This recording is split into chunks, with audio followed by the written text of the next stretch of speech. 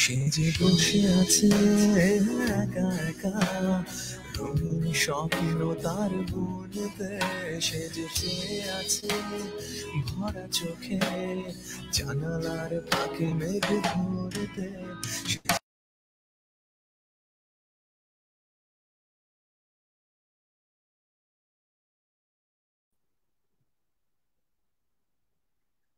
মুখোশের আড়ালে মানুষ নাকি মানুষের আড়ালে মুখোশ?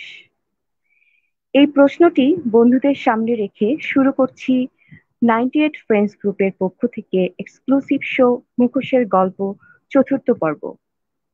সবসময়ের মতো এবারও সাথে আছি আমি রজনী।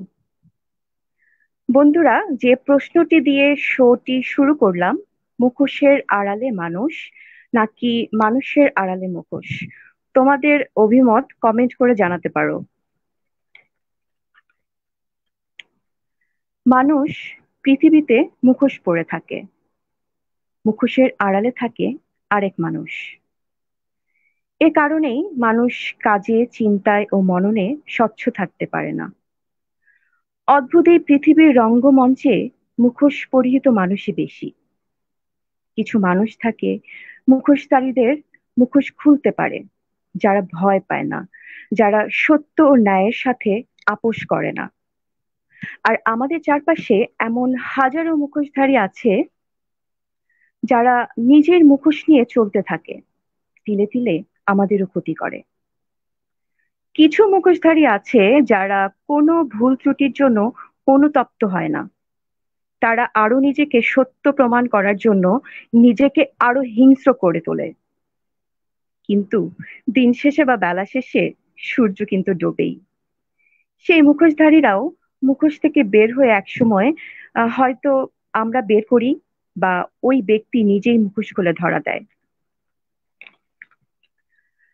বন্ধুরা, আজ আমাদের সাথে এমন একজন বন্ধু আছেন যার জীবনের গল্প শোনার জন্য আমি এবং যে বন্ধুরা শুনছো তারা সবাই অপেক্ষা করছে। স্বাগত বন্ধু মুখোশের আড্ডায়। বন্ধু শুনতে পাচ্ছো?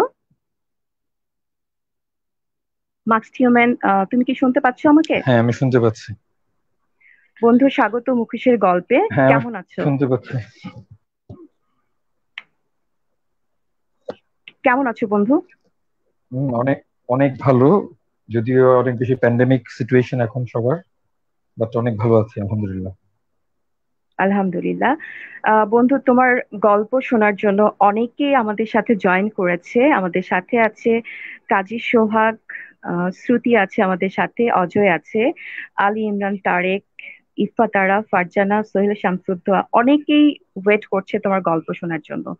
বন্ধু, তুমি শুরু করতে পারো তোমার জীবনের গল্প।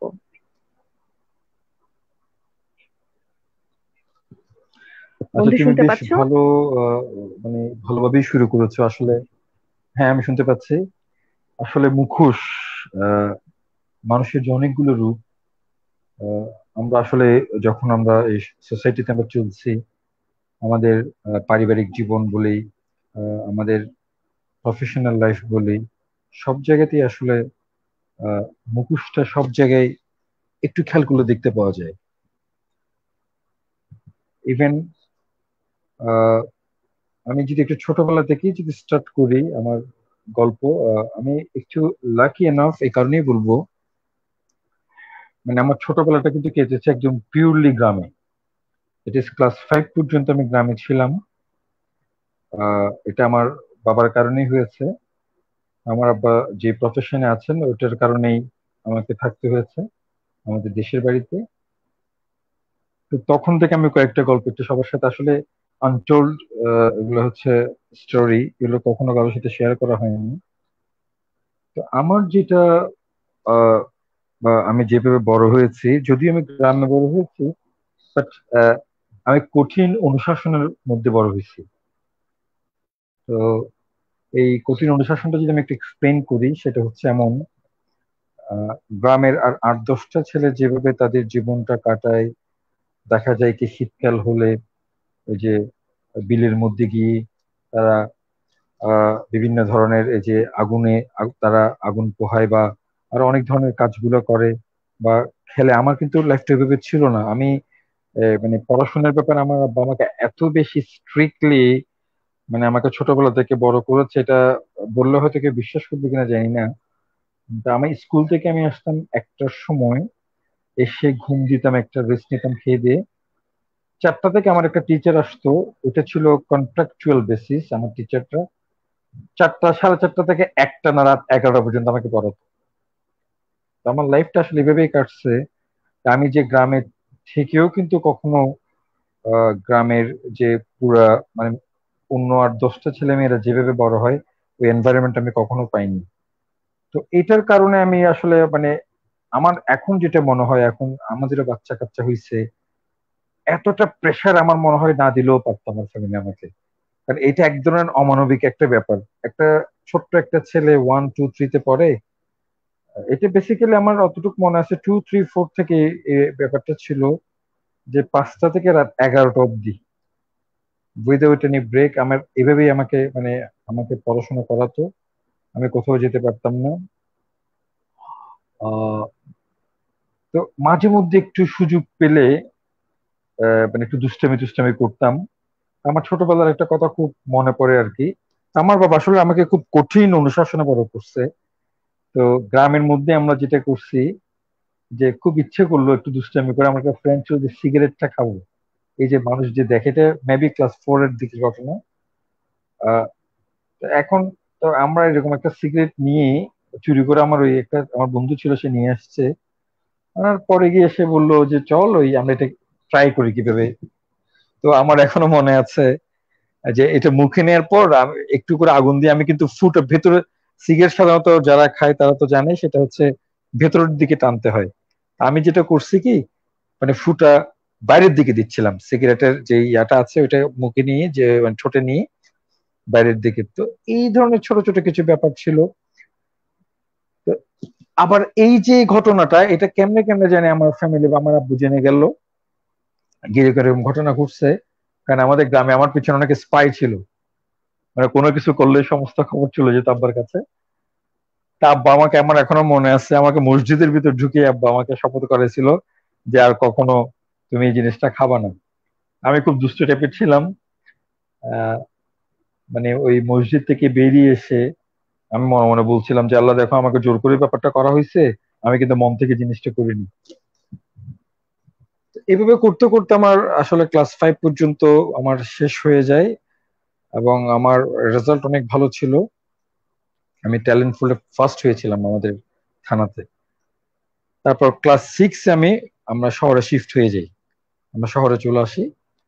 শহরে আসার পর আহ, আমার স্কুলের নামটা নাই বলি। আসার পরে যেহেতু আজকে কোনো পরিচয় ছাড়া আমি গল্পগুলো করছি,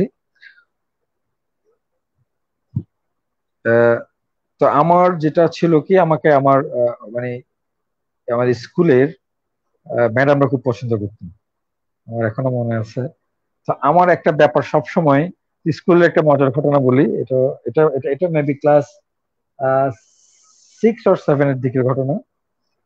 উম তো আমাদের একটা ম্যাডাম ছিলেন যে সালমা ম্যাডাম, আমাকে আদর করতেন।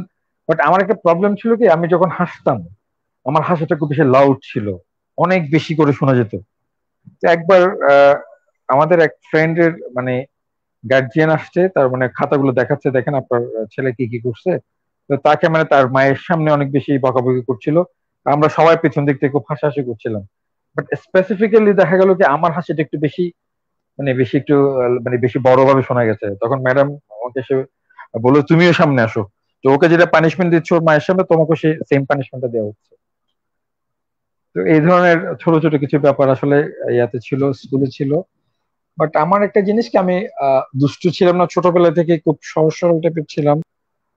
ইভেন মানে সবসময় ছোটবেলা থেকে মানে এই যে মুখোশের এখন কথাগুলোর মধ্যে আসি, আসলে ব্যাপারগুলো ছোটবেলা থেকে যেটা আমরা দেখতাম কি, অনেকেই দুষ্ট, যারা একটু বেশি একটু দুষ্টামি করতো তারা টিফিন চুরি করতো।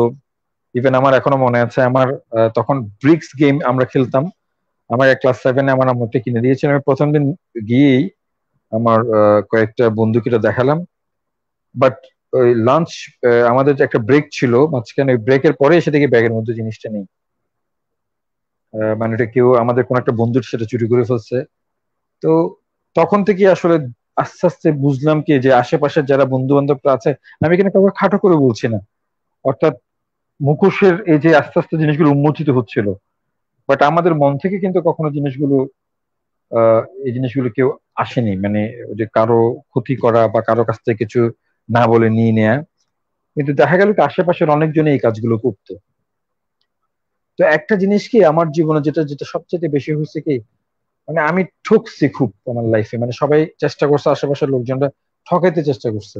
বাট আমার একটা নীতি, আমি সবসময়, আমি বলবো না আমি খুব ভালো, আমার মধ্যে ভালো খারাপ সবকিছু আছে, বাট আমার একটা মানে প্রিন্সিপাল হচ্ছে, আমি কখনো মন থেকে কাউকে ঘৃণা করিনি বা কারো ক্ষতি চাইনি, বা মুখোশের আড়ালে আমি কখনো কারো ব্যাপারে কোনো একটা গিভট করা বা কারো ক্ষতি চাওয়া, সেটা আমি কখনোই চাইনি বা করিনি। কিন্তু সেটা শিকার আমি সবসময় হয়েছে, এটা আমার লাইফে সবসময় হয়েছে আমার।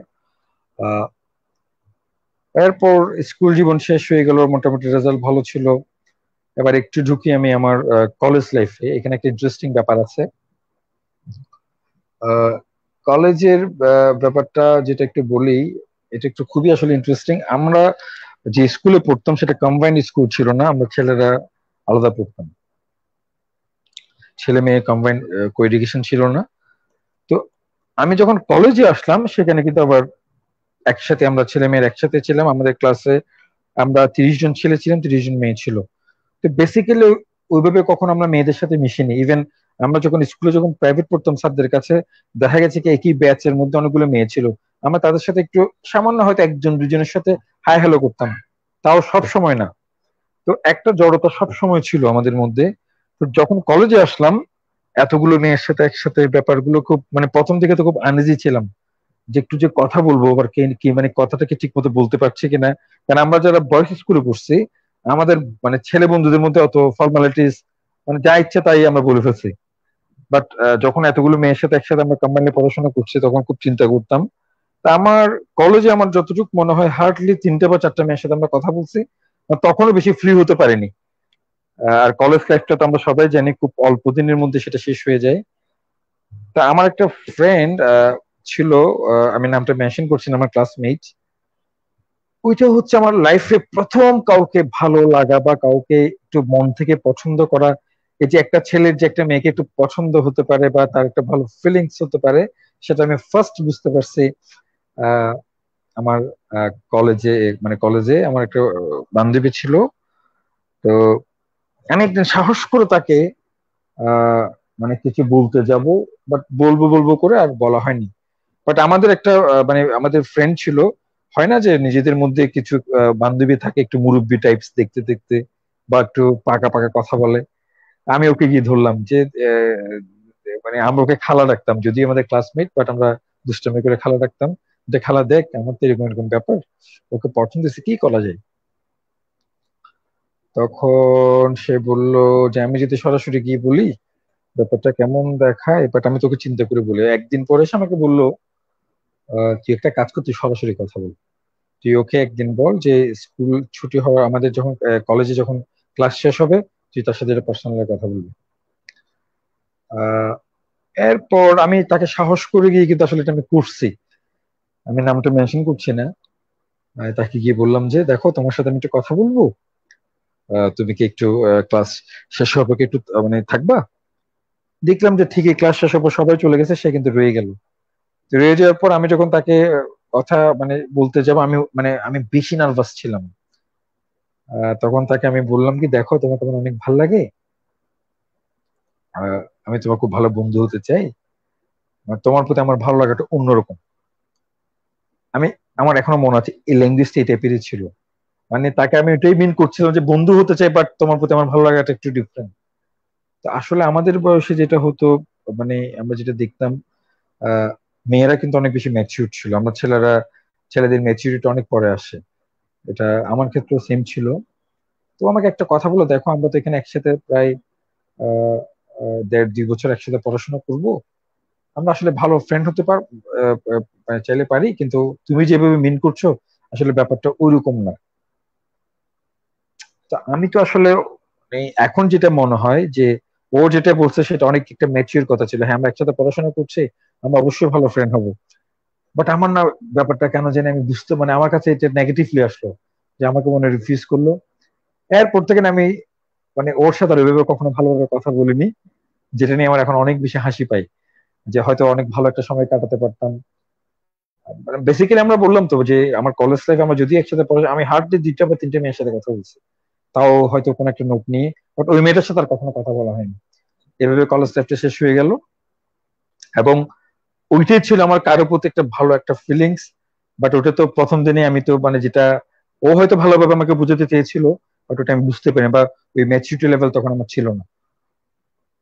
এরপরে আমি তখন কিন্তু ডায়েরি লিখতাম, এবং ওই ডায়েরিটা এখন আমার কাছে আছে। এটা মেবি জুনের, যতটুকু আমার মনে আছে, 99 সালের জুনের 23 তারিখ মেবি।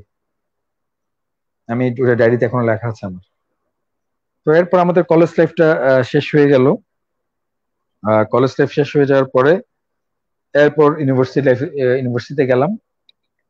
ইউনিভার্সিটিতে যাওয়ার পরে ওই আমরা যে কলেজে পড়তাম ওইখান থেকে দেখা গেল কি, আমাদের মানে আমার ডিপার্টমেন্ট, আমি ডিপার্টমেন্ট নাম উল্লেখ করছি না, আমার ডিপার্টমেন্ট এবং অন্য মানে কমার্স ডিপার্টমেন্টের আমার ওই যে বন্ধুদের সাথে আমাদের একটা গ্রুপ হয়ে গেল। আমরা সেম কলেজ থেকে, মানে 3টা মেয়ে 3টা ছেলে। আহ, আবার ওইখানের মধ্যে কিন্তু ওই মেয়েটা ছিল না যাকে আমি পছন্দ করতাম, সে পরে অন্য জায়গায় শিফট হয়ে গেছে। এরপর আমরা আস্তে আস্তে মোটামুটি মিশে শুরু করলাম আমরা। আমাদের একটা জার্নি করে যেতে হতো ইউনিভার্সিটিতে, একসাথে যেতাম একসাথে আসতাম। তখন থেকে আস্তে আস্তে মানে মেয়েদের সাথে ভালোভাবে মেশাতে আমরা শিখছি। তো এখন আমি যে জিনিসটার মধ্যে আসবো সেটা আসলে আমার লাইফের একটা অনেক বড় একটা ধাক্কা বলতে পারি আমি, আহ, যেটা আমার লাইফে অনেক কষ্ট আমাকে দিয়েছে, এবং স্টিল নাও এখনো সেই জিনিসগুলো আমার, এই যে মুখোশের যে গল্পটা, ঠিক এই জায়গাটাতে আমি আসছি। মানে আমাদের ফ্যামিলিটা ছিল একটু কম্বাইন্ড টাইপস এর, এবং আমরা আহ, মানে নানু বাড়িতে একটু বেশি যেতাম, কারণ আমাদের মানে সমবয়সীরা, মানে আমাদের সেম ব্যাচের দেখা গেছে আমাদের 3টা কাজিন আমরা সেম। আবার ওদিকে 2টা কাজিন আমাদের সেম, আর একটা কাজিন ছিল আমাদের এক ইয়ার মানে সিনিয়র। টোটাল 6 জনের একটা গ্রুপ ছিল আমাদের কাজিনদের মধ্যে, ফার্স্ট কাজিন সেকেন্ড কাজিন এইভাবে। তো আহ, তখন আমরা কাজিনরা সবাই সবাই একসাথে ঘুরতাম, বিভিন্ন জায়গায় আড্ডা দিতাম। এরকম করতে করতে আমার একটা কাজিন, আমার ব্যাচমেট, সে আমাকে মানে প্রায় সময় বলতো যে তুমি মানে ওই গানটা পারো, বা এই গানটা পারো, আমাকে সবসময় বলতো যে মানে যদি পারো তুমি আমাকে একটু শোনাও। এবং গানগুলো কিন্তু একটু আবেগী টাইপের ছিল। অর্থাৎ আবেগী মিন্স মানে যে হয় না যে প্রথম প্রথম অ্যাফেয়ার হলে বা কাউকে ভালো লাগলে ওই টাইপের গানগুলো সে আমাকে রিকোয়েস্ট করতো, আমি চেষ্টা করতাম তাকে শোনানোর জন্য। এরকম একটা আমাদের যে টোটাল সার্কেলটা, তো ও আমাকে, ওই আমার একটা কাজিন, ও আমাকে মানে এটা আমি এখন যেটা মানে ইউজ করবো সেটা হচ্ছে সে আমাকে বায়াস্ট করতো, মানে তার প্রতি আকৃষ্ট হওয়ার জন্য। এরকম করতে করতে করতে করতে 1 মাস 2 মাস আমাদের বিভিন্ন প্রোগ্রামে দেখা হয়, আমরা মাঝে মধ্যে সব একসাথে আড্ডা দিই, ওদের বাসায় আমরা যাই, ওরা আমাদের বাসায় আসে। মানে অসম্ভব সুন্দর একটা সার্কেল। এরকম করতে করতে তখন কিন্তু আমি একটু বলি আমাদের সময়, এটা ঘটনাটা হচ্ছে 2001 সালে, যখন আমি ফার্স্ট ইয়ারে পড়ি, ইউনিভার্সিটি ফার্স্ট ইয়ারে অনার্সের। আহ, তখন উম, নতুন নতুন তো মানে মোবাইল আসছে, গ্রামীণ ফোন, এক একটা সিম 7,000 টাকা, এবং কল রেট ছিল প্রতি মিনিট 7 টাকা, আমার এখনো মনে আছে। তখন আমার আমার আমি একটু ইয়ার ছিলাম, ছোটবেলা থেকে আসলে আমি কখনো সময় নষ্ট করিনি। আমি ইউনিভার্সিটির ফার্স্ট ইয়ার থেকে আমি কোচিং সেন্টারে ক্লাস নিতাম, অর্থাৎ আমাদের পরের ব্যাচ যারা ইউনিভার্সিটিতে মানে পরীক্ষা দিবে, এডমিশন টেস্ট, আমি ওদের ক্লাস নিতাম। তারপর আমি বিভিন্ন টিউশনি আমি করছি। মানে এটা কেন জানি আমার ফ্যামিলি কিন্তু আমার সলভেন্ট ছিল, বাট কেন জানি মানে আমার ফ্যামিলি থেকে যেটা হতো মানে অ্যাক্সেস কখনো কোনো কিছু আমাকে দেয়নি, তো সবকিছু কন্ট্রোল, আমার ফাদার খুব মানে কন্ট্রোলিং টাইপের ছিল।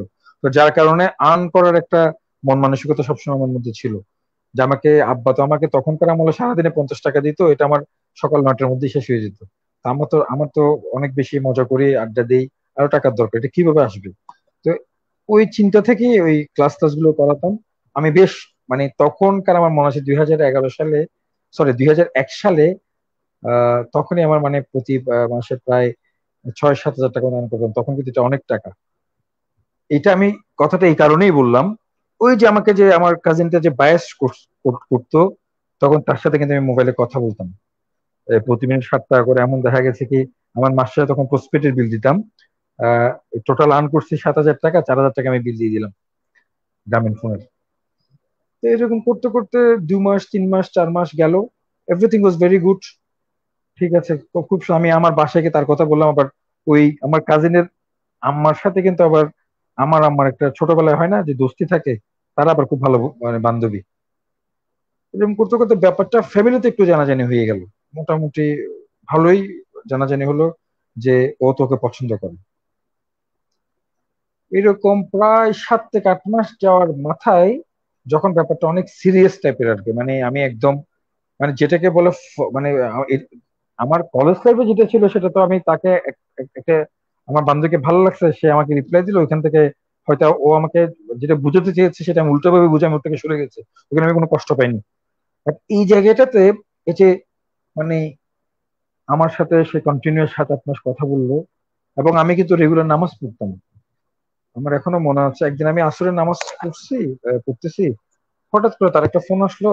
ফোন এসে ও আমাকে বললো, দেখো মুহিত, আমি ব্যাপারটা একটু সমস্যা হচ্ছে, আমাদের ভিতর যা আছে এগুলো আসলে এরকম কোনো কিছু না, আমি তোমার সাথে দুষ্টামি করছি। But I was very serious.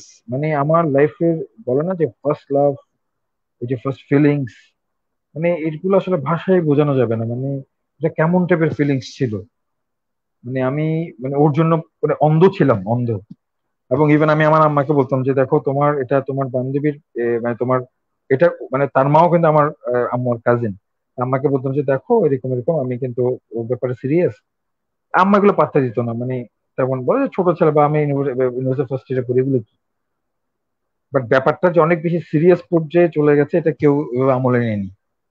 তো ওই মেয়েটা আমাকে, আমি নামাজ পড়ছি, নামাজ পড়তে পড়তে আহ আসরের নামাজের সময় হঠাৎ করে যখন সে আমাকে আমার মা আমার মানে আমার মানে মানে আমার মাথা থেকে আকাশ ভেঙে পড়লো যে কি কি বলে এগুলো। এই জায়গায় আমি একটা জিনিস একটু অ্যাড করি, আমরা মাঝে মধ্যে তখন দেখা যেত কি আমরা যখন আহ উম, আমরা যখন বাড়িতে যেতাম বা ঈদে বেড়াতে সব কাজিন একসাথে আড্ডা দিতাম, আমার আরেকটা কাজিনের সাথে তাকে আমি একটু অন্তরঙ্গ অবস্থায় আমি বিভিন্ন সময় দেখছি। অনেক সময় ব্যাপারটা আমার কাছে ইজি মনে হয়েছে, হ্যাঁ কাজিনরা একসাথে শীতকালে আমরা দেখলাম কি যে কম্বলের মধ্যে সবাই পাটা ঢুকিয়ে দিয়েছে, বা সবাই হয় না যে তখন আমরা সবাই একসাথে আড্ডা দিচ্ছি, ঠান্ডা লাগছে। বাট মানে কয়েকটা জিনিস আমার চোখে পড়ছে কিন্তু আমি ওই জিনিসগুলোকে আমি নোটিস করিনি, নর্মাল ভাবে নিছি, এই না সব কাজিন, ওর সাথে তো আমার সম্পর্ক বা ও আমার সাথে ইয়া করে। পরে দেখলাম কি আমার আরেকটা কাজিন, ও আমার খুব ভালো বন্ধু, ছোটবেলা থেকে আমরা একসাথে বড় হয়েছি, খুবই ক্লোজ। সে বলল কি যে দেখ এই তোর সাথে তোর যেগুলো মানে হয়েছে, ও আমাকে বলছে এগুলো আসলে কিছু না, এগুলো তোর সাথে। আমি কিন্তু খুব তার উপর মেজাজ খারাপ হয়েছে, তুই আমাকে এগুলো বলার কি, তুই কেন আমাকে এগুলো বলছিস? আমার যদি ও আমাকে বলছো সরাসরি ঠিক আছে, মানে তুই কেন এসে বলতেছিস? বলে যে না এটা মানে আমার মানে মানে এটা আমার বলাটা মনে হচ্ছে যে তোকে কাছে, but আমার কাছে ব্যাপারটা ইজি মনে হয়নি এবং ব্যাপারটা অনেক। এবং ইভেন তার সাথে তখন থেকেই মানে আমার ছোটবেলা থেকে যে কাজিনটার সাথে আমি একসাথে পড়াশোনা করছি, একসাথে ঘুরছি ফিরছি, ওই আমার ছেলে বন্ধুটা মানে আমার ছেলে কাজিনটা, সে যখন আমাকে, তখন আমি তার সাথে খুব রাফ বিহেভ করলাম যে দেখ এই সমস্ত ব্যাপার নিয়ে আমার সাথে কথা বলিস না। তখন আমি করলাম কি আস্তে আস্তে মানে ব্যাপারটা অনেক পারিবারিক রূপে জানাজানি হয়ে গেল, এবং অনেক বাজে একটা সিচুয়েশন হলো। আমি মাঝখান দিয়ে অনেক ফ্রাস্ট্রেটেড হয়ে গেলাম। আহ, মানে খুব মানে মানে আমি খুব কষ্ট পেয়েছি, যেটা আসলে এখন আসলে আমি জানি না কিভাবে এটা বুঝাবো। অনেক আগের ফিলিংস আমি শেয়ার করছি। মানে ওই যে আমার মনটা যে ভাঙছে, এই যে মুখোশ, এই যে আমার আমার আমার দুঃখটা ওই জায়গায় লাগছে। আমার যে কাজিনটা, দুজনেই তো, মেয়েটা আমার কাজিন, ছেলেটা আমার কাজিন, ওরা যদি ওদেরকে পছন্দ করে থাকে, আমাকে যদি আমার ছেলে কাজিনটা বা মেয়ে কাজিনটা একটা বার যদি আমাকে বলতো যে দেখ আমরা আমরা পছন্দ করি এই, আমি তো, বা আমার ছেলে কাজিনটাই যদি আমাকে বলতো, আমি তো কখনো ওর দিকে যেতাম না। আমার দরকার কি পড়ছে, আমার কাজিন যদি ওকে পছন্দ করে, আমার তো দরকার নেই, ওরা ভালো থাক। কিন্তু মাঝখান দিয়ে আমাকে নিয়ে যে গেমটা তারা খেললো, মানে এখন তার থেকেও 3-4 বছর পরে এসে আমাদের যে টোটাল সার্কেলটা আছে না, তার মধ্যে দেখা যাচ্ছে আমাদের ছেলে কাজিনটার সাথে আরেকটা কাজিনের কথোপকথন হতো, আমার সাথে তো একটা দূরত্ব হয়ে গেছে। তখন সে আমাকে বলছে তোর সাথে এটা একটা গেম ছিল, ওরা ইচ্ছাকৃত ভাবে তোর সাথে এই কাজটা করছে, এবং পরবর্তীতে কিন্তু তাদের মধ্যে বিয়েও হয়েছে। বাট এখন পর্যন্ত আমি কিন্তু মানে ওদের সাথে ফ্রি হতে পারি নাই, বা ওই কাজিনের সাথে আমার হয় না যে এখন যেহেতু আত্মীয় স্বজন বিভিন্ন প্রোগ্রামে দেখা হয়, বিয়ে সাজিয়ে দেখা হচ্ছে, কেউ মারা গেলে সেখানে দেখা হচ্ছে, হাই হ্যালো হয়, কিন্তু মন থেকে।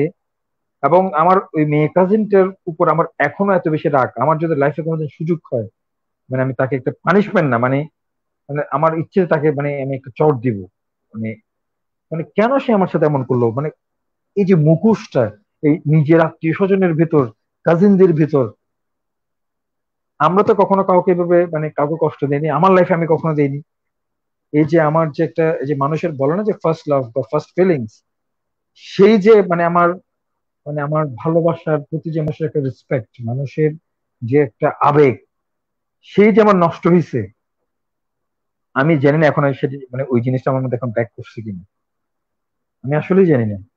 এবং পরবর্তীতে দেখা গেছে কি, ওইরকম একটা ধাক্কা খাওয়ার পরে মানে আমার লাইফে এরপর যে কারোর সাথে আমার কোনো সম্পর্ক হয়নি বা কাউকে আমার ভালো লাগেনি, কিন্তু ওই মন থেকে কিন্তু ওই জিনিসটা আমার কখনো আসেনি কারো প্রতি। আমি আমি একদম শিওরলি বলছি তোদেরকে, যারা শুনছিস বা এখন যারা, মানে মন থেকে যে একটা ভালো লাগা, যে ফিলিংসটা, ওই জিনিসটা আমার কাছে আর আসেনি কখনো। দেখা গেছে কেউ আমাকে পছন্দ করছে, আমি তার সাথে ঘুরলাম, মানে ইউনিভার্সিটি লাইফে ঘুরছি, কয়েকদিন পর দেখা গেছে সে অনেক সিরিয়াস, কিন্তু আমি কখনো সিরিয়াস হতে পারিনি। এরপর মানে আমি এটাই কারণেই বললাম, এই যে মানুষ যে মানে ডুয়েল ক্যারেক্টার বা ইচ্ছাকৃতভাবে মানুষের ক্ষতি করা, এগুলোর বিচার কিন্তু এক সৃষ্টিকর্তা করবেন। মানে আমার কথা হচ্ছে, এখন আমার কাছে সবকিছুই আছে, কোনো কিছুর অভাব নেই, আমি ভালো জায়গা থেকে বিয়ে করলাম, আমার বউ যদি বলি সুন্দর, সবকিছু ঠিক আছে, আমার কোনো কিছুর অভাব নাই, কিন্তু ওই ফিলিংসটা কিন্তু কেউ আমাকে ফিরিয়ে দিতে পারবে না।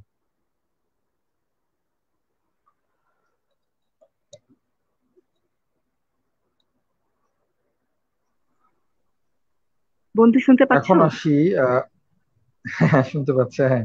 আমি কি বেশি আচ্ছা। কথা বলছি আমি বুঝতে পারছি না না। না না না, ঠিক আছে, খুব ভালো লাগছে তোমার কথা শুনতে। আমাদের সাথে অনেকে জয়েন করেছে, অনেক সুন্দর সুন্দর কমেন্টস দিচ্ছে, প্রেম ভালোবাসা নিয়ে এক একজনের অভিমত প্রকাশ করছে। আসলে মানে সবার কাছেই এই ধরনের হয়তো কোনো না কোনো মানে জীবনের একটা পর্যায়ে ভালো লাগা থাকে, প্রথম প্রেম, প্রথম ভালোবাসা। একজন বন্ধু লিখেছে প্রথম প্রেম বলে কিছু নেই, প্রতিটা প্রেমই হচ্ছে প্রথম। তো একজন এক একজনের কাছে না ফিলিংসটা কিন্তু এক এক রকম, মানে ভালোবাসা কিংবা প্রেমের ক্ষেত্রে। আর হচ্ছে আমাদের সাথে হুম। জয়েন করেছে ইমরান হোসেন, আছে আরিফ, কেয়া, জুয়েল, উজ্জ্বল, রিফা, তামরিন, ইলিয়াস, রিতু, আফরোজা, শফিক, রাসেল, পুতুল, এনামুল কবির, আজাদ চৌধুরী, অনেকে শুনছে। তো বন্ধু বাকিটুকু আমরা শুনি, তুমি শুরু করো। ওকে।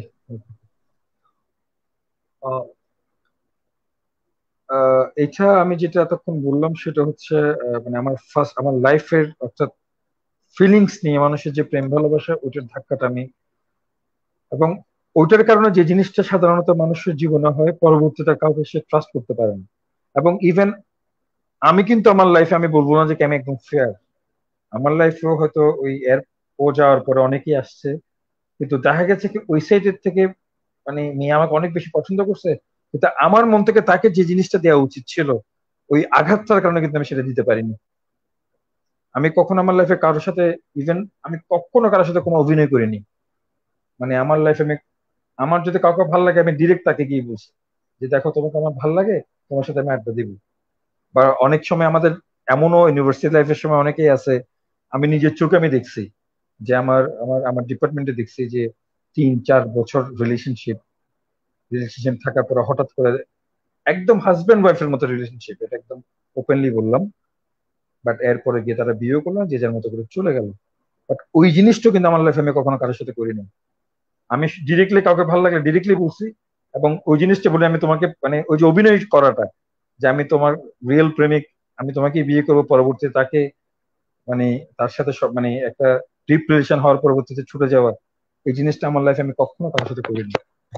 এবার একটু আসি মানে আমার কষ্টগুলা, যে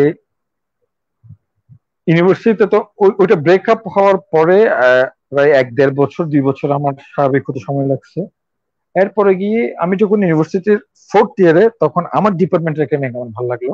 আমি যে ডিপার্টমেন্টে পড়তাম তারপরে ও আমার থেকে 4 বছরের জুনিয়র ছিল। তো আমার কপালটা আসলে এতই খারাপ, মানে ও যে দেখতে বা মানে আমি কিন্তু কখনো মানে হয় না যে অনেকে আছে, অনেক ছেলেদের যে একটু সুন্দরী মেয়েদের প্রতি বেশি অ্যাট্রাকশন বা দেখতে অনেক ভালো, খুব সিম্পল টাইপের ছিল। আমি আমার যাকে ভালো লাগছিল ইউনিভার্সিটি, আমার ডিপার্টমেন্টে, সেম ডিপার্টমেন্টে, তা আমাকে সবাই বলতো যে দেখ তোর সাথে ও যায় না, মানে মানে একটা হয় না যে ম্যাচিং এর ব্যাপার থাকে, কোনোভাবে তোর সাথে যাচ্ছে না বা। বাট এর পরেও না, আমি আমার মনে কখনো আসে নাই যে মানে আমি চাইছি যে তাকে তার মধ্যে আমি বেঁচে থাকতে পারি কিনা। বাট দেখা গেল কি আমি একটু আসলে মানে আমার মানে আমি তো আজকে পরিচয় গোপন রেখে কথাগুলো বলছি, বাট আমার নেচারটা হচ্ছে আমি একটু চঞ্চল টাইপের। আমি যেখানে যে একটু ফান লাভিং, একটু চিল্লাচিল্লি করি, মোটামুটি মানে মানে আমার সাথে কেউ থেকে যদি একটু মুখ খারাপ করে বা একটু মুড নিয়ে বসে থাকে, অনেকেই বলে যে তোকে তো মানে এইভাবে আমরা কখনো দেখি না, তোর কি হয়েছে, মানে আমি একটু মুড নিয়ে বসে থাকতে পারবো না, সবসময় হাসি খুশি থাকতে হবে, এটা সবার থেকে সবার এক্সপেকটেশন আমার কাছ থেকে এরকম। তো বাট যাকে আমি পছন্দ করলাম সে হচ্ছে কি পুরো আমার উল্টো, মানে সে কথা কম বলে, মানুষের সাথে কম মিশে, সোশ্যাল না, মানে নন। অনেক সময় দেখা যায় কি মেয়েরা, কিছু কিছু মেয়েদেরকে দেখা যায় কি সাজুগুজু কম করে, বা দেখা যায় কি লিপস্টিক দেয় না, বাট এরপরেও কিন্তু কিছু মেয়েদেরকে ভালো লাগে। তো ওর মধ্যে আমি কখনো মেইলিপনা গুলো দেখিনি। তা আমাদের সম্পর্কটা এমন ছিল যে মানে ইউনিভার্সিটি লাইফের অনেক প্রেম থাকে না যে সারাক্ষণ একসাথে থাকে, আমাদের ওইরকম ছিল না। হাই হ্যালো ছিল বা একটু কথা বলতাম। বা আমি কিন্তু আমার একটা সার্কেল আমরা মেনটেন করতাম ইউনিভার্সিটি, সবগুলো ছেলে, মেয়ে তেমন একটা ছিল না। তো বাট মাঝে মধ্যে ওর সাথে আমি একটু ঘুরতাম রিক্সা টিক্সা নিয়ে, এতটুকুই। বাট একটা পর্যায়ে এসে এবং ইভেন আমাদের ওই সময়কার প্রেম গুলো এমন ছিল, আমি একদম ফর গড সেক বলতে পারবো, সেরকম গড, কখনো বাজে কিছু আমি তার সাথেও করিনি। আমার রিলেশন ছিল তার সাথে 3 ইয়ার্স। আমি জানি না এটা মানে অনেক সময় আমার কাছে মানে নিজের কাছে সন্দেহ, এটা কি আসলে রিলেশনশিপ ছিল নাকি এমনি একটা বন্ধুত্ব ছিল। বাট 3 বছর পরে গিয়ে আমরা নিজেরাই মিউচুয়ালি বললো কি যে দেখো মানে আসলে মানে কেউ মানে আমাদের কোনো ধরনের কোনো কিছু মিল হতো না। আমি গান পছন্দ করি, সে গান পছন্দ করে না। আমি একটু আড্ডাবাজি পছন্দ, সে আড্ডাবাজি পছন্দ করে না। মানে কোনো কিছুরই মানে তো তার থেকেও আমি কখনো কোনো কেয়ার পাইনি। সে হচ্ছে একদম, তবে খুব ভালো মেয়ে, ক্যারেক্টার খুব ভালো, কখনো কারোর সাথে মানে খুবই ভালো ক্যারেক্টারের মেয়ে, বাট কোনো আবেগ নেই, মানে পাথর যেটাকে বলে। এটা ছিল আমার লাইফের সেকেন্ড ধাক্কা। পরবর্তী তার সাথে আমার কোনো কিছু হয় না, আমাদের মিউচুয়ালি একটা মানে যেটা বলে। সো আমি এতগুলো কথা এই কারণেই বললাম, মানে পরবর্তীতে আমি তো বিয়ে করলাম, বাট আলহামদুলিল্লাহ আমি এখন বিয়ে করে অনেক হ্যাপি। যে জিনিসগুলো আমার, যাদেরকে আমি পছন্দ করতাম ওরা আমাকে দিতে পারেনি, আমার ওয়াইফ আমাকে সেটা দিয়েছে। আল্লাহ হয়তো বলেন না যে মানুষকে একদিকে ঠকালেও কিন্তু অন্যদিকে সেটা কভার করে দেয়। আবার আমি একটু খেতে পছন্দ করি, আমার ওয়াইফ মাশাআল্লাহ খুব ভালো রান্না বান্না করে, দেখতেও মোটামুটি আলহামদুলিল্লাহ ভালো, অনেক কিছু।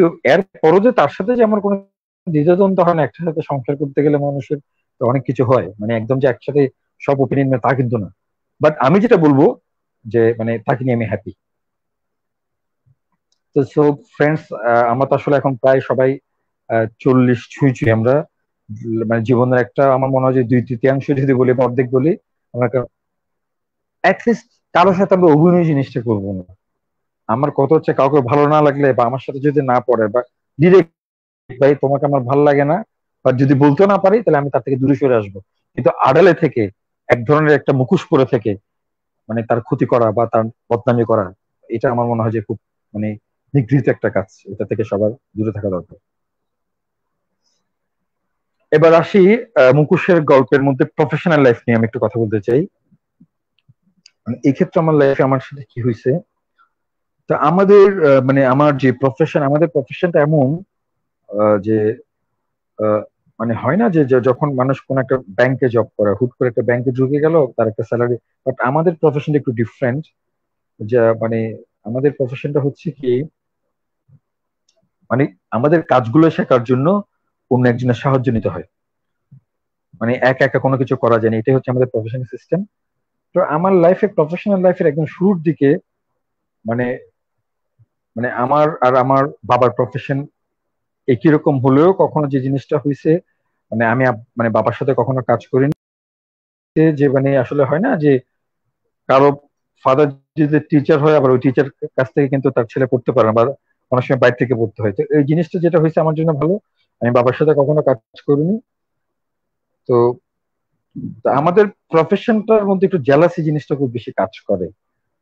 তো আমার প্রথম যে আমি জেনার সাথে কাজ করেছি, দেখা গেছে কি সেম আমাদের আহ 2-3 জন একসাথে আমরা কাজ করছি, তার মধ্যে আমার একটা ফ্রেন্ড ছিল।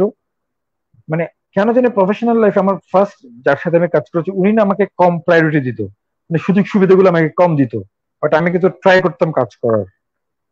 বাট দেখা গেল কি আমার যে ফ্রেন্ড আছে তাকে বেশি পছন্দ করছে। দেখা যাচ্ছে কি আমাদের প্রফেশনটা এমন যে যে পার ডে তে মানে দেখা যাচ্ছে কি উনি যাওয়ার সময় 500 টাকা দিল, দেখা যাচ্ছে আমাকে দিল 300 টাকা।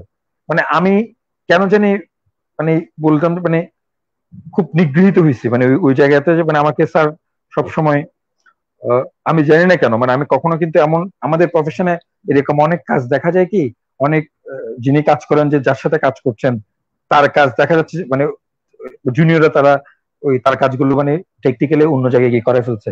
আমি আমার লাইফে কখনোই জিনিসগুলো করিনি। আমি যার সাথে কাজ করেছি আমি অনেস্ট ছিলাম। ওনার কাছে যদি কোনো একজন মানুষ আছে আমি তার সাথে কোনোদিন ভালোভাবে কথা বলিনি। উনি যার কাছে আসছে উনি ওনার সাথে কথা বলুন। মানে আমাদের প্রফেশনটা মধ্যে কেউ একজন আসতে যদি এমন স্যার নাই আমি ওনার সাথে কথা বললাম, তাহলে তো আমি ওনার সাথে ডিল করে ফেলতে পারলাম বা ওনার কাজটা আমি করে দিতে পারলাম, তাহলে আমার লাভটা বেশি হলো। বাট এই জিনিসটা আমি কখনোই করিনি। এরপর আমি আরেকজন স্যারের সাথে কাজ করলাম, সেটাও ওইখানেও সেম অবস্থা আমি ফেস করছি। মানে আমার মানে ওই যে একটা আন্তরিক ভাবে যে একটা অফিসে যখন আমরা কাজ করি দেখা যায় না যে বস একজনকে বেশি প্রায়োরিটি দিচ্ছে একজন কম দিচ্ছে, সেখানে আমি পাইনি। আমি জানি না কেন, মানে মানে আমার লাইফে আমি জেলাস জিনিসটা বেশি পাইছি, বাট আমি অন্তর থেকে কখনো কাউকে জেলাস করিনি, ইভেন সেটা প্রফেশনাল লাইফেও। কিন্তু আল্লাহর রহমতে আমার যে জিনিসটা বলবো, যে যারাই আমাকে মানে আমার ইনিশিয়াল স্টেজে যারা আমাকে সাহায্য করেনি একটা সময় কিন্তু তারাই আমার গুণগান করছে। ইভেন আমি যে প্রথম যে স্যারটার কথা বলছি আমার ওয়াইফ কিন্তু ওনার আত্মীয়, এবং একটা সময় কিন্তু উনি আমাকে রিকগনাইজ করছে যে ও অনেক ভালো করছে এবং প্রফেশনে সে অনেক ভালো করবে, আপনারা তার সাথে মানে আপনাদের মেয়ে মানে মানে উনি টেকনিক উনি আমার এখন চাচা শ্বশুর হয়ে গেছেন, বাট আমি কিন্তু কখনো ওনার কাছ থেকে কোনো সাপোর্ট পাইনি। এরপর যখন আমি একটা মফস্বল শহরে থাকতাম বা পরবর্তীতে আমি ক্যাপিটাল সিটিতে আসলাম, ক্যাপিটাল সিটিতে এসেও সেম অবস্থা। যে চেম্বারে কাজ করতাম আমাকে স্যার কেমন যেন একটু জেলাস করতো। দেখা গেল কি আমার মামলা মোকদ্দমা মোটামুটি বেশি বা ওই ধরনের আমরা যে কাজগুলো করি ওগুলো আমার বেশি, দেখা যাচ্ছে কি উনিও কিন্তু আমাকে জেলাস করলো, মানে আমাকে কিন্তু কখনো ওইভাবে সাপোর্ট দেয়নি। তো আমি প্রত্যেকটা জায়গায় প্রফেশনাল লাইফে স্ট্রাগল করে করে আমাকে আগাইতে দিচ্ছে। কোনো জায়গায় মানে হয় না যে মানে আমাদের প্রফেশন গুলো এমন যে একটু সাপোর্টিভ হলে খুব দ্রুত চলে যাওয়া যায়। বাট বাট বাট ওই জায়গা থেকে আমি একটা জিনিস বলবো, সেটা হচ্ছে মানে আমি অনেক জায়গা থেকে যে হয়তো সাপোর্ট না পেলেও আল্লাহ পাক কিন্তু সেটা আমাকে অন্য দিক দিয়ে কভার করে দিছে। মানে যে জিনিসটা আমি একটা মফস্বল শহর থেকে কেউ যখন একটা ক্যাপিটাল সিটিতে আছে মানে খুব 3-4-5 বছরের মধ্যে মানে খুব ভালো একটা পজিশনে চলে যাবে, এটা কিন্তু খুব রেয়ার। আল্লাহ পাক হয়তো আমাকে, আমি কখনো কারো ক্ষতি চাইনি বা কারো কখনো কোনো ক্ষতি করিনি, এই কারণে হয়তো আমাকে কখনো মানে মানে আর মানে ক্ষতির সম্মুখীন হতে হয়নি। তো আসলে একটা জিনিস কি মানে মুখোশ এটা আমাদের সব জায়গায় আছে, যে একটা মানুষ বাইরে থেকে দেখাচ্ছে কি মানে হ্যাঁ আমি তোমাকে অনেক পছন্দ করি, কিন্তু ভেতর থেকে দেখাচ্ছে সে ভেতরে ভেতরে অনেক। আর ইভেন লাস্টে যদি আমি একটু বলি প্রফেশনাল লাইফের কথা বললাম, সেটা হচ্ছে আমাদের যে আমরা এখানে বন্ধু বান্ধব আমরা যারা আছি বা আমাদের যে একটা কমিউনিটি আছে, আমরা যে ব্যাচ থেকে আমরা সবাই পাশ করলাম, আমাদের ভেতরেই এই মুখোশটা সবচেয়ে বেশি আমার কাছে মনে হয়েছে। যদিও আমি একটা জিনিস সবসময় মানে চেষ্টা করছি, সেটা হচ্ছে কোনো ধরনের কারোর সাথে গ্যাঞ্জামে না যেতে। বাট দেখলাম কি আমাদের এই যে আমরা আমাদের একটা গ্রুপ বা 98 এর এখানের মধ্যে কি পরিমাণ মানুষ মানুষকে মানে এই মুখোশের আড়ালে মানুষ মানে মানে ঘৃণা করে, মুখে দেখাচ্ছে খুব মানে পছন্দ করে বা তাকে তার জন্য জান দিয়ে ফেলবে, এক সপ্তাহ পরিচয় নেই একদম বন্ধু বান্ধব বলে, কিন্তু দেখা যাচ্ছে ঠিক পরক্ষণে 1 মাস 2 মাস 3 মাস যেতে না যেতে অন্যদিকে গিয়ে তার একটা ক্ষতি করে ফেলবে। আমার মনে হয় যে আমাদের এই জিনিসগুলো থেকে সবাই মানে আমার কাছে মুখোশ থেকে আমরা বেরিয়ে আসি। আমার কাউকে ভালো লাগছে না, কারোর সাথে আমার চলতে ইচ্ছে করছে না, আমি তার সাথে মিশবো না, দ্যাটস ইট। কিন্তু আড়ালে গিয়ে তার ক্ষতি করা, এই জিনিসগুলো মনে হয় মোটেও কাম্য না। রজনী? ধন্যবাদ বন্ধু। আমি আসলে কি মানে মুগ্ধ হয়ে শুনছিলাম তোমার কথাগুলো। অনেক মানে আমারও অনেক কিছু মনে পড়ে যাচ্ছিল আমার জীবনের। আসলে আমারও তো অনেক মানে না বলা কথা আছে, হয়তো একসময় এসে আমিও বলবো। তো ধন্যবাদ হ্যাঁ, তোমাকে। অনেক ভালো লাগলো তোমার কথাগুলো শুনতে। বন্ধু, তোমার কি আরো কিছু বলার আছে? আরো কি কিছু আমাদের আমি সাথে শেয়ার করতে চাও? মানে আমি ওই জিনিসটাই আমার লাস্ট মানে একটা জিনিস আমি বলবো, মানে যেটা সেটা হচ্ছে কি, আমরা আসলে অনেক বড় একটা কমিউনিটি আমরা এখন পেয়েছি। তো একটা মেসেজ সবাইকে আমি বলবো, এটা কিন্তু কাউকে কিন্তু অ্যাডভাইস দেওয়ার বা কাউকে মানে এটা ওই দুঃসাহস আমি করছি না, শুধু আমার মানে মনের কিছু কথা আমি শেয়ার করতে চাই। বন্ধু যারা শুনছো বা তোমাদের মাধ্যমে এই মেসেজগুলো যদি কারো কাছে যায়, সেটা হচ্ছে কি, একটা জিনিস, মানে আমি কেমন, আমার ভেতরটা যেমন, আমি তেমনটাই তাকে দেখাবো। অতিমাত্রায় ভালোবাসা দেখানোর দরকার নেই, বেশি ফিলিংস দেখানোর দরকার নেই। অভিনয় জিনিসটা থেকে আমি একটু দূরে থাকি, সবাই সবার জন্য মঙ্গল করি। আমি যদি আরেকজনের মঙ্গল করি বা বন্ধু বান্ধবের যদি উপকার করি, একদিন সে নিশ্চয়ই আমারও মঙ্গল করবে এবং আল্লাহ পাকও সৃষ্টি করতে সেটা রিটার্ন দিবে। এটাই। ধন্যবাদ। অনেক ভালো লাগলো শুনতে। তোমার গল্পের সাথে সাথে আমাদের বন্ধুরা কমেন্টসের ঝড় এখানে চলছে। কেউ কাউকে কারো কথা মনে করে থাপ্পড় দিতে চাচ্ছে, আবার কেউ বলছে গুলি করবে। আসলে কি আসলে যেটা বলতে হয় যে অ্যাকচুয়ালি মুখোশ পরে আড়াল থেকে যারা ক্ষতি করে তাদের জন্য থাপ্পড় কিংবা গুলি করা অথবা তাদের নিয়ে মানে আমরা যদি কিছু বলেও থাকি, এটা কিন্তু কোনো কিছু না তাদের জন্য। তাদের জন্য এটা কোনো ধরনের শাস্তিই না। আসলে তুমি তার কথাটা মনে করে যখন কষ্ট পাচ্ছ, অথবা তোমার একটা দীর্ঘশ্বাস বা রাতের বেলা হয়তো সেই কষ্টগুলো মনে করে তুমি কাঁদছো, তোমার চোখের জল ঝরছে, সেখান থেকে যে একটা অভিশাপ তুমি যদি মুখ দিয়ে নাও দাও, সেটা কিন্তু আল্লাহর কাছে চলে যায়। তো আমার মনে হয় যে মানুষটার প্রতি তোমার কষ্ট রাইট, আছে রাইট, কিংবা রাইট। যাদের জন্য আছে, তারা একটা সময় অবশ্যই সেটা ফেরত পাবে। এটা অবশ্যই আমার যেটা মনে হয় যে বেঁচে থাকতেই পাওয়া উচিত, এবং বেঁচে থাকতেই তারা পায়, কোনো না কোনো ভাবে পায়। তো এই ইয়েস, আমি যদি চিন্তা কোনো করি না যে কোনো ব্যাপার, রাইট। হ্যাঁ, এটা পাবেই। আর রাগ উঠলে আমরা বলি হ্যাঁ থাপ্পড় দিব, ওই থাপ্পড় তো একটা অল্প সময়ের একটা ব্যাপার, কয়েক সেকেন্ডের ব্যাপার। কিন্তু যে কষ্ট দিয়েছে তার কষ্টটা তো আমি সারা জীবন বয়ে বেড়াচ্ছি। আমার মনে হয় যে কষ্ট দিয়েছে আল্লাহ তাকেও সেটা রিটার্ন দিবে, এবং তারও সেটা মনে থাকতে হবে যে সে জীবনে ভুল করেছিল, তার অনুতপ্ত হওয়া উচিত। আমার এটাই মনে হয়। আর আমার আমি ছোট্ট আরেকটা একটা ব্যাপার আমি উদাহরণ একটু দিই, বলি। যদিও হ্যাঁ যদিও হ্যাঁ, শিওর। যদিও আমি একটু একটা জিনিস আমি অ্যাড করি, যদিও জিনিসটা একটু পলিটিক্যাল হয়ে যাবে, বাট এটা পলিটিক্স মানে পলিটিক্সটাকে আমি বুঝাবো না। ইন জেনারেল আমি বলতে চাই যে আমাদের মাননীয় প্রধানমন্ত্রী জননেত্রী শেখ হাসিনা, একটা জিনিস যদি আমরা একটু চিন্তা করে দেখি, উনি কিন্তু আজকে টানা 12 বছর উনি ক্ষমতায় আছেন, এর আগেও 5 বছর ছিলেন। একটা জায়গা থেকে যদি আমরা সবাই চিন্তা করি, একটা ফ্যামিলির সবাইকে মেরে ফেললো, শুধু ওনারা দুজন বেঁচে আছেন। আল্লাহ পাক, আমি একটা জিনিস একটু উদাহরণ দিয়ে বলতে চাই, সেটা হচ্ছে ওনার ফ্যামিলির সবাইকে মেরে ফেললো, মা বাবা ভাই বোন ভাবি, কিন্তু আল্লাহ পাক কিন্তু ওনাকে সেটা অন্য দিক দিয়ে কাভার করে দিচ্ছে, ওনাকে এত বেশি সম্মান দিয়েছে, এত বেশি পাওয়ার দিয়েছে। এই বাংলাদেশ আজকে টানা 17 বছর মানে এই যে শাসন করছেন। এই জন্য এটা উদাহরণটা এই কারণে দিলাম যে কোনো দিক থেকে যদি কোনো কিছু যদি তোমার যদি কমতি থাকে বা কোনো তুমি কষ্ট পেয়ে থাকো, সেটা কিন্তু অন্য দিক থেকে তোমার কাভার হবেই। এটা হচ্ছে একটা ন্যাচারাল জাস্টিস, এটা হবেই। তো আমার একটা জিনিস যেটা, এই যে আমাদের যে 98 ব্যাচের মধ্যে যে জিনিসটা প্রকট আকার ধারণ করছে এখন, একটা গ্রুপ থেকে 40টা গ্রুপ হয়েছে, এবং তার মধ্যে মারামারি কাটাকাটি বদনামি করা, ওর ক্ষতি করা, এগুলো এগুলো একদম হরহামেশাই হচ্ছে। তারপর প্রফেশনাল জেলাস করা, গান বাজনা নিয়ে জেলাস করা, এই জিনিসগুলো আমার মনে হয় কি টেকনিক্যালি সবাই যদি একটা হ্যান্ডেল করতে পারে। কত হচ্ছে এখন কিন্তু আমরা ওই যে বলে না ম্যাচুরিটি লেভেলে চলে আসছে, আজকে 1 বছর হয়ে যাচ্ছে আমাদের সবার বন্ধুত্ব। তো কে কিরকম এই জিনিসটা আমরা ইতিমধ্যে কিন্তু আমরা বুঝতে পারছি। আমার কথা হচ্ছে যারা হার্মফুল তাদের থেকে আমরা দূরে থাকবো। ওইগুলো কিন্তু অলরেডি প্রকাশিত হয়ে গেছে, কারা কি টাইপের, ওদের থেকে আমরা দূরে থাকি। আর ভালো মানুষ, ভালো কিছু আমরা অলরেডি আমরা ভালো কিছু বন্ধু কিন্তু এখান থেকে পেয়েছি, প্রাপ্তি কিন্তু অনেক। হয়তো কিছু কিছু বিচ্ছিন্ন কিছু ঘটনা ঘটছে, প্রাপ্তি কিন্তু অনেক। আজকে যে সবার সাথে গল্প করছে এটাও কিন্তু ওইটাই, মানে ওখানকারই কিন্তু একটা প্রাপ্তি। আমার মনে হয় যে আমরা 98 থেকে ভালো জিনিসগুলো আমরা গ্রহণ করে খারাপ জিনিসগুলো থেকে দূরে থাকি। এই অবশ্যই অনেক সুন্দর কথা বলেছো। আমি আসলে তোমার কথার সাথে একমত। আমাদের বন্ধু যেটা পাওয়ার আমরা অবশ্যই 1 বছরের মধ্যে পেয়ে গিয়েছি, তারপরেও যে ভালো বন্ধুর মাঝে ভালো কিছু কিংবা খারাপ কিছু নেই সেটা না। একটা বন্ধুকে ভালোবাসা মানে তার ভালো মন্দ পুরোটাকে আমাকে ভালোবাসতে হবে, কিন্তু শুধু ভালো লাগাটা আমি ভালো রেখে রাইট। খারাপটা মানুষকে বলে বেড়াবো, এইটাও কিন্তু আমাদের বৈশিষ্ট্যের মধ্যে না পড়াটাই উচিত আমার যেটা মনে হয়।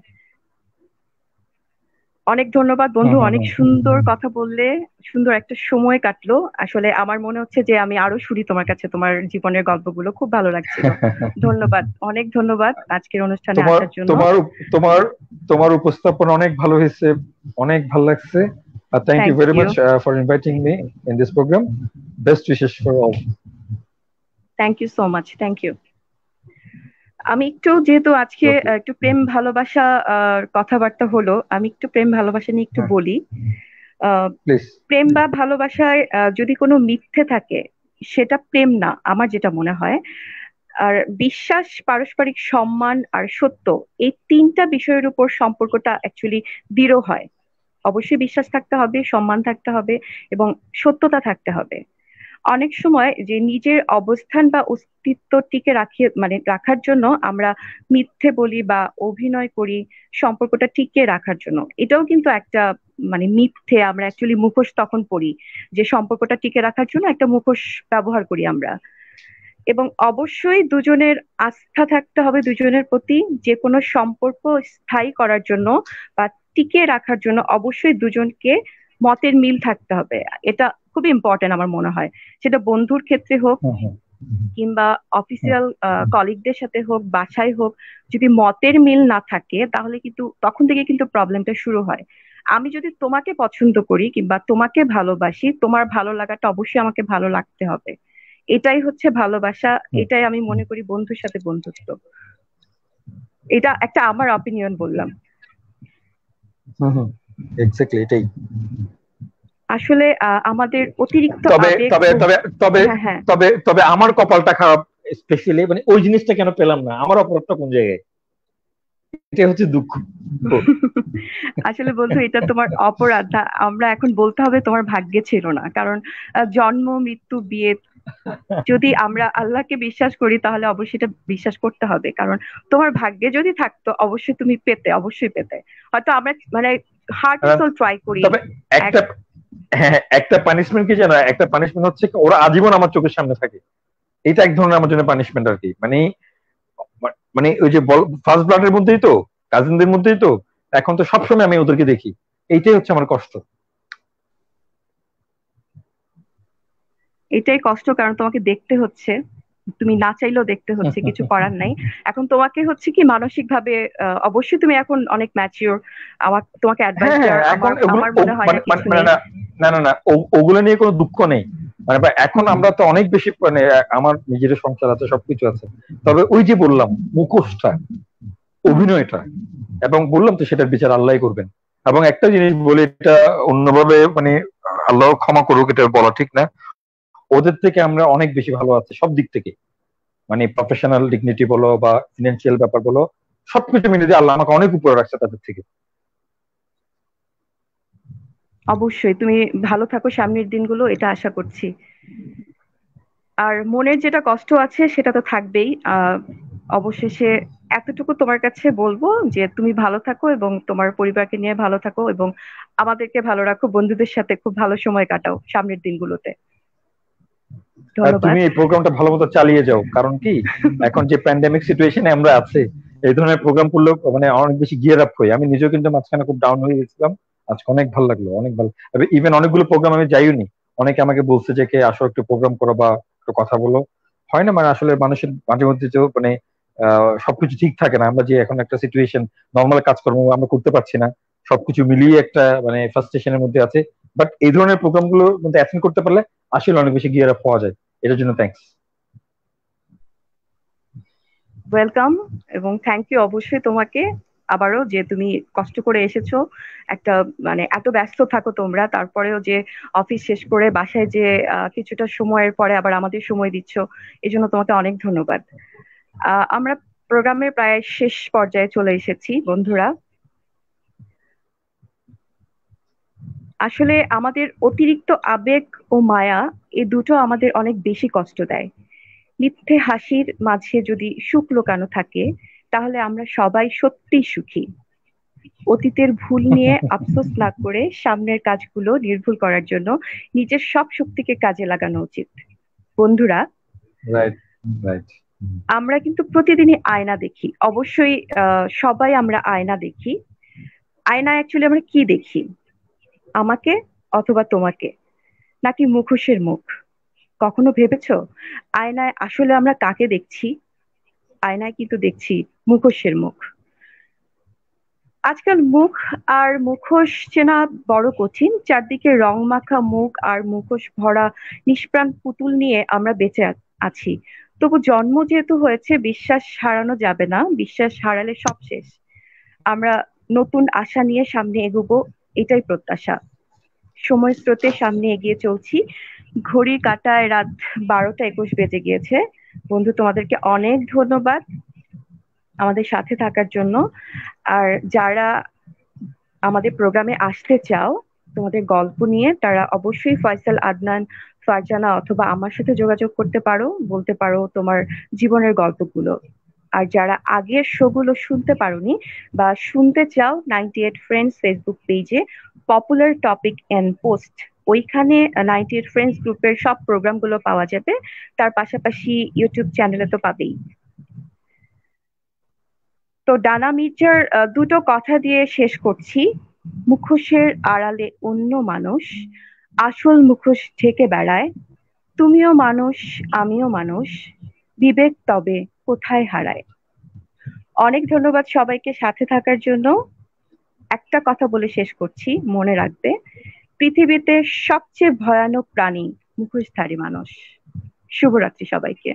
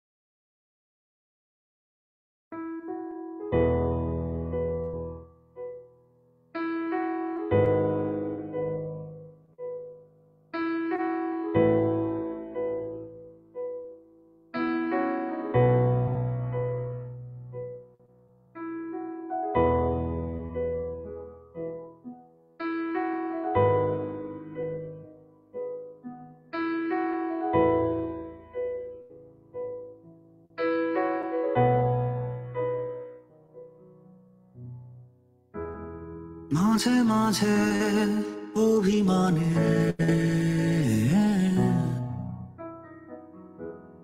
নিজের কাছে আনমনে,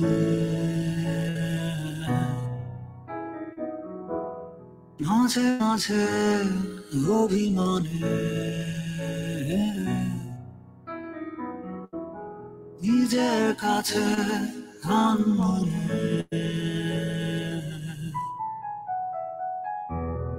বলে উঠি নির্জনে, কেন ভালোবাসো না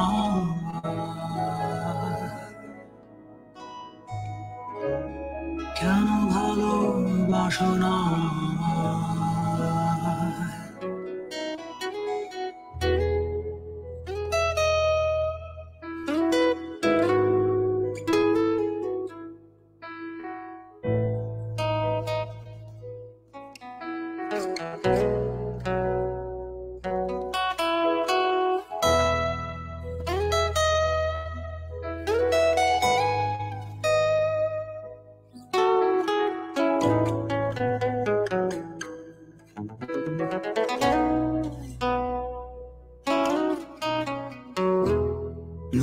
মাঝে নিঃসঙ্গ আমি দুনয়নের বৃষ্টি চুমে মাঝে মাঝে নিঃসঙ্গ আমি দুনয়নের বৃষ্টি চুমে তখনও সুধায় জগৎভূমি কেন ভালোবাসো না